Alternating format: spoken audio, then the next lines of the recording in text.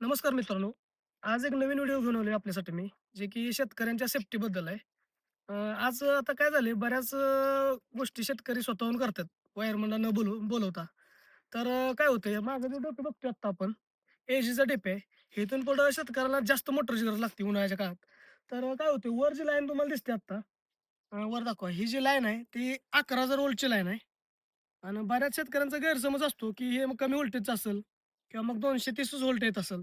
असं काही नसतं. तर ही वरची 11,000 लाईन असते आणि ती बघा ते तुम्ही बघितलं तर ते ट्रान्सफॉर्मरला आल्या खाली आणि ट्रान्सफॉर्मरमधनं आउट होऊन आपल्याला इकडं पेटीत पेटी दाखवतो तुम्हाला मी. या इकडे पेटी दाखवतो तुम्हाला. येस, पेटी दाखवतो इकडे.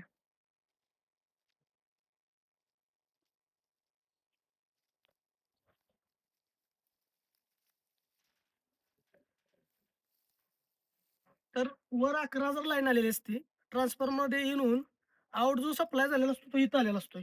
तर इथं पर फेज 230 किंवा 240 व्होल्ट असतं आणि फेज टू फेज 440 व्होल्ट असतं.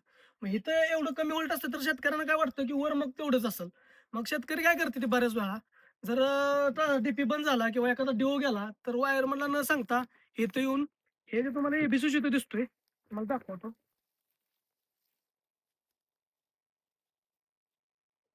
हा एबिसूड शेतकरी वायरमनला न सांगता ओपन करतात आणि डायरेक्ट डिओ घालण्याचा प्रयत्न करतात.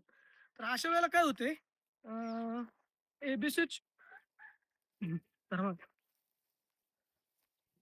अशा वेळेला काय होते एबी ओपन करताना ते वर जे तुम्ही पाते दिसतात ते काय वेळेला अडकू शकतात नाही का. आणि असं जर अडकलं तर वरचा सप्लाय आहे तो 11,000 व्होल्टचा मित्रांनो.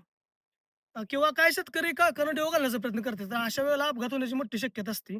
शॉक लागण्याची शक्यता असते वर आणि जे 11,000 व्होल्ट आहे, हे खाली 230 11,000 व्होल्टवर असते.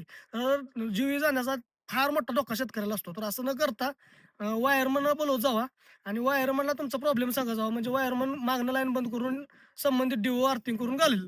नाही का. तुम्ही स्वतःहून शेतकऱ्यांना अजिबात असलं काही प्रयत्न करू नका. धन्यवाद.